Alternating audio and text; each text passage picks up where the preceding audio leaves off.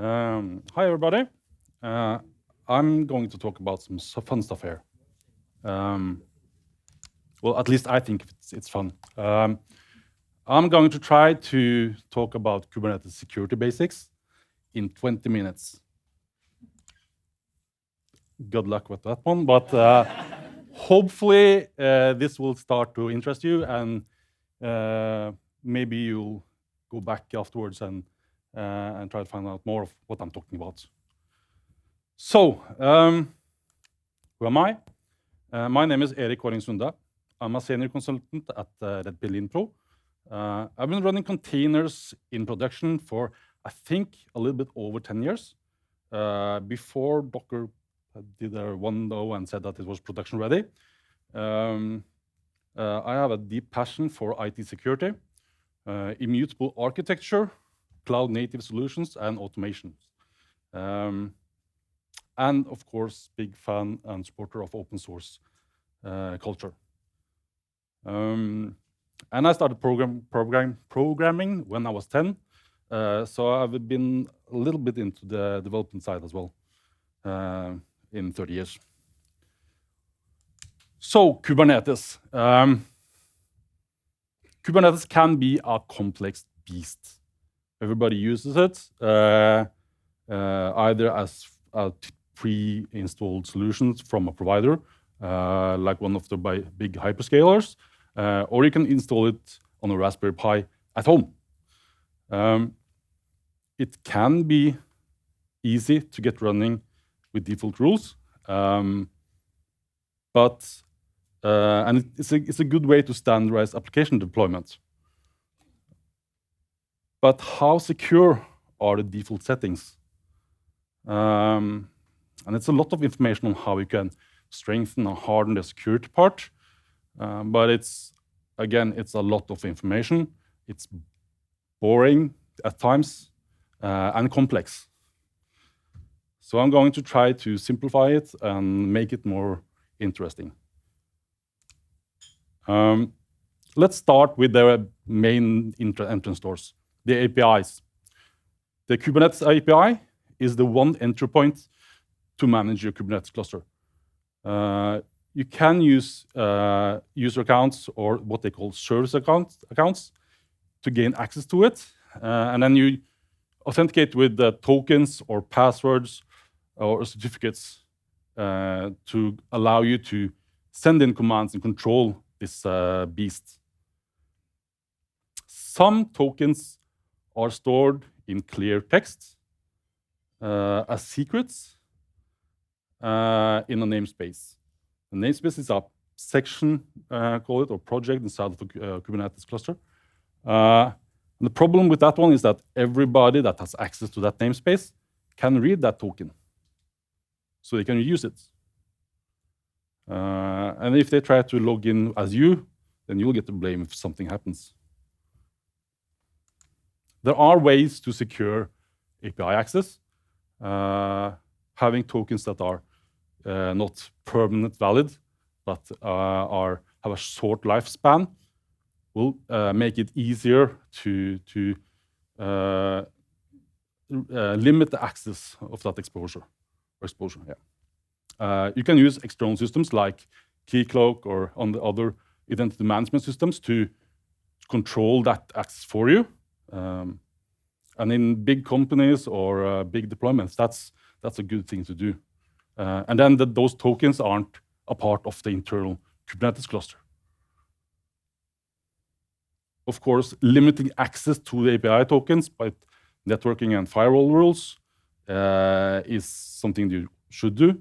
And never ever deploy API access to the internet, not just for a short time, for temporary solutions. A temporary solution is just a solution that's not documented and not guaranteed that it's going to be taken back. We see in history, history has told us that this happens sadly. And if you or somebody else creates a user account for you, make sure that you don't have enough the privileges that you need and not the one that you can have. You don't need to be cluster admin to create a simple deployment in a namespace. And one of the most important things for API access is to always log those requests to a logging system. Because when things going to happen, and you want to trace what really happened, you want that log. And that log might be not on the servers. Hackers are actually quite good at cleaning up after themselves, all the good ones at least.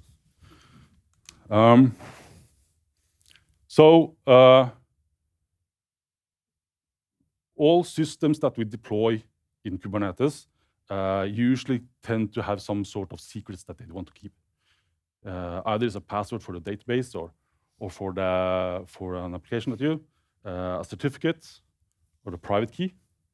And we tend to put them into something called secrets. And secrets is a very misleading word, because it's basically a little section inside of the distributed config store in Kubernetes that you can put it in. And it's stored unencrypted in there. So if you get access to, let's say, that config store, you'll have all the secrets for all the clusters. And in a multi-tenancy cluster, where a lot of different users going in, that's going to be a pain. And then you basically need to reinstall the whole cluster. But it's cloud native, so it's just like bring it down and bring it up again, right?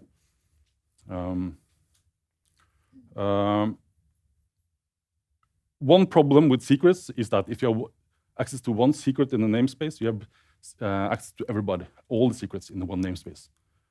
You can't differentiate on them. And that's, so you need to separate your applications and have that in mind when you do deployments. There are something that you can do to improve that setting. You can do encryption at rest on the config store or etcd. And that solves the problem if somebody gets a hold of your backup. But if somebody has API access, they can get it anyways. You can use external secrets management systems and then incorporate those either through one of the hyperscalers have some store, a key value store that you can use. HashiCorp Vault is also a solution. And these are complex, and it takes time to deploy them in a sane way. When the pods are running, if you run them as you would with a Docker container, you basically are root on that server. And we don't want that in Kubernetes. We don't want that in root in Docker either, but especially not in large scalable systems. So we have something called pod security standards that you can use. You set up if it's going to run, that the pod is going to run as privileged policies or capabilities, where it's unrestricted.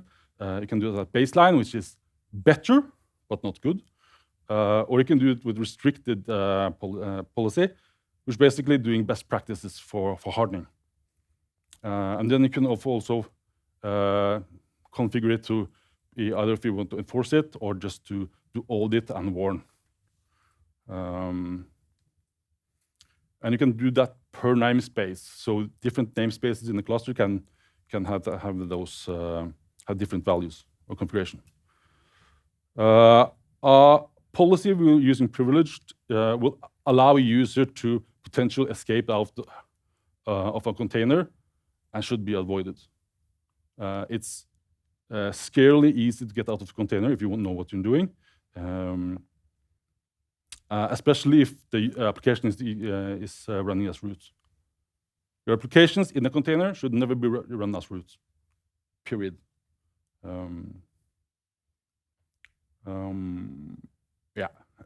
By default, in my opinion, the rule sets should be that all containers should run as restricted with a restricted policy, and it should be enforced.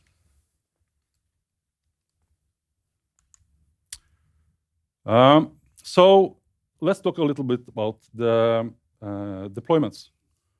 A deployment is a complex solution. It looks simple. It might be some YAML files. It might be a Helm chart. You deploy it, voila, it just works. And then you just start to pick it out and dismantle it. And then you have certain images. You have different containers that are running. You have secrets and configs that generated. Maybe an operator that's a service that's always running and taking care of those containers. And you really don't know what's happening underneath the hood. A policy engine will help you control that situation. You can create policies to validate all deployments, and it will help you maintain a healthy cluster environment. Policies are defined in Kubernetes manifests, and they are configured in a way to have certain rules set on them to change the behavior on that policy. It's using something called a dynamic admission controller, which is basically saying that the API server of Kubernetes will do a webhook to it and send over that deployment to the policy engine.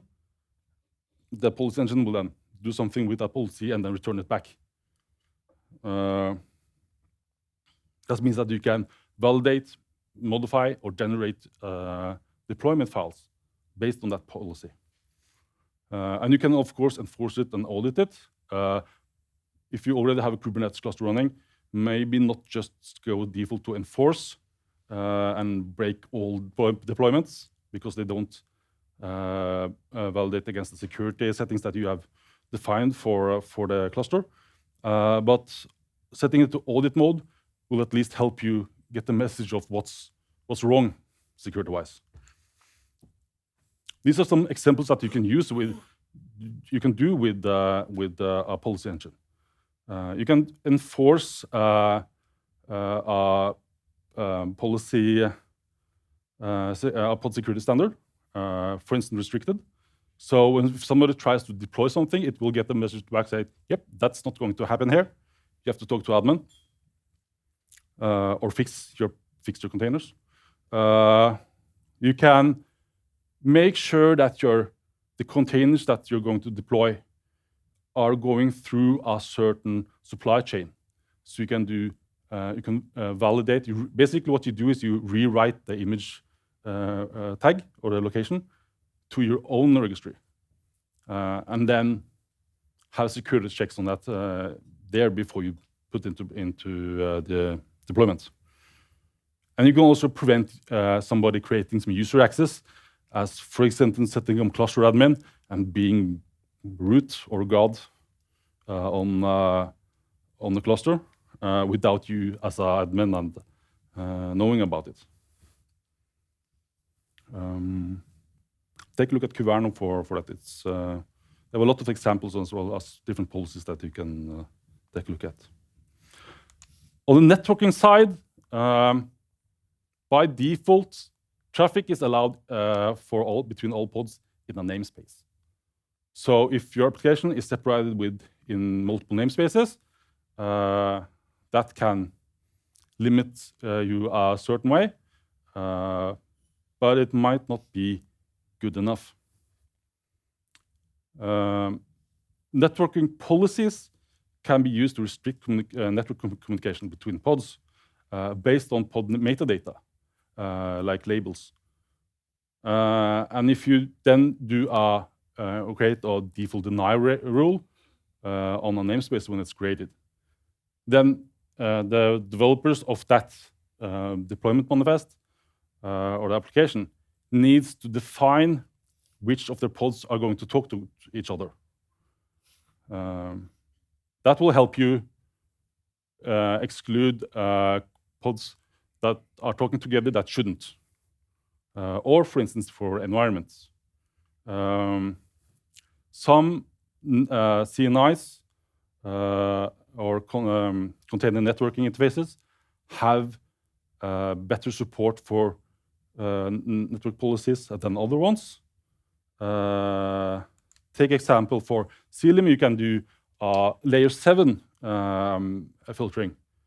So the apps, all the pods that have the app equals service label on them can connect to pods that have environment equal prod and only do a get on the /public path for those services.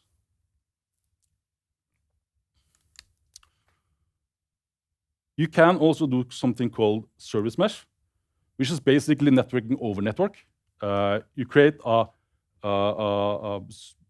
network that's running inside of CNI, and there you can do more security or more hardening of the network traffic.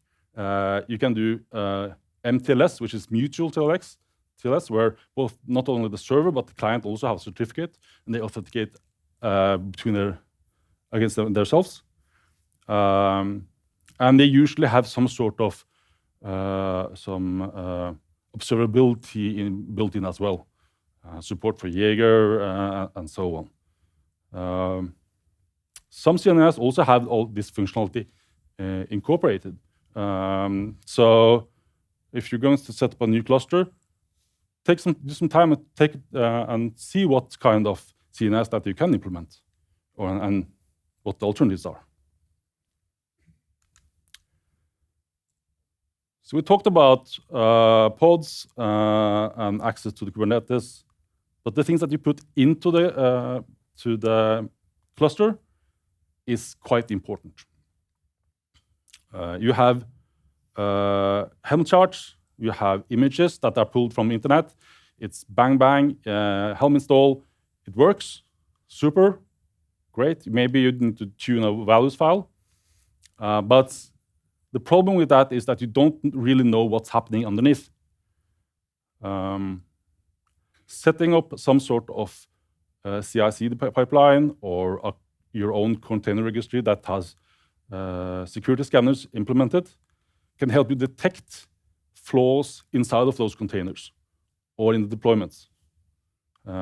Policies, a policy engine can also help you to make sure that somebody isn't doing stupid stuff, like giving a service account cluster admin rules, because it's easier than to having to define the secrets or that custom resource definitions that it's going to change. In runtime, you can do something called runtime security or runtime security engines. You can log, basically what you do is you log activity. And especially the ones that are interesting is that it can detect or help you detect unwanted activity in your cluster. Push it to your logging utilities, and then you get that log together with the API access and the application or the pod logs as well. And then you can really dig into to what's happening. Tetragon is one example. You probably heard about Falco as well. I like this one. And it can basically log everything that's running on the node in the cluster. If it's privilege escalation to file access to networking, you can log it if you want to. Observability, like I said, logging, metrics, none of these are things that comes out of the box with Kubernetes. But it's quite important, not only in production, but also in tests. And it's a vital tool for daily operations. You can have a historical overview of what's happening on the cluster, and you can do detection and alerting. Prometheus, Loki, and Grafana is relatively simple to set up and will give you a good head start. I don't have any kittens, I'm sorry. I should have done it, but at least I hopefully got you interested. If you're interested in, if you have any questions, feel free to get me on social media. I am on Mastodon. I am on Twitter, X, whatever you call it, at least for now. And these are some links that you can help you go further on in the security black hole. Thank you.